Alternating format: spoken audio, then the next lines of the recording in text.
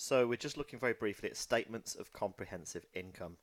So what this is showing your expenditure, your gross profit, your further expenditure, your net profit, just to work out how much money you can actually take away as your net profit, what the actual overall profit of the business is.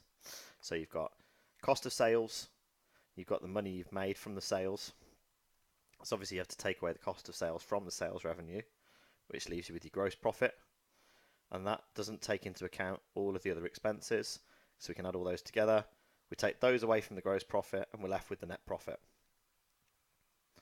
So I've given you this complete statement of comprehensive income for a business with the following profit and expenditure.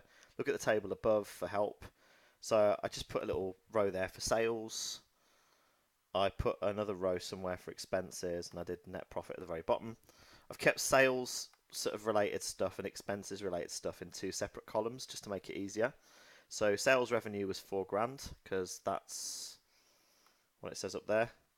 The cost of sales was 700 quid. I took away the 700 quid from the £4,000 and I've ended up with a gross profit of 3,300. So those are the sort of positions I want things to be in there. Then we've got expenses. So 200, 400. So I just basically put everything in there. Added them all together to get a total expenses. Took the total expenses away from the gross profit. And now I'm left with my net profit. So it's really straightforward, but obviously you've got to lay it out a certain way. And that's what we call a statement of comprehensive income. Just leave those values there just to make sure you can check that you've done it correctly.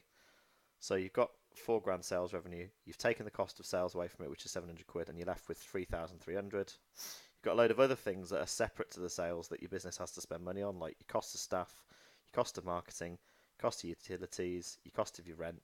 Add all those together, you get your total expenses.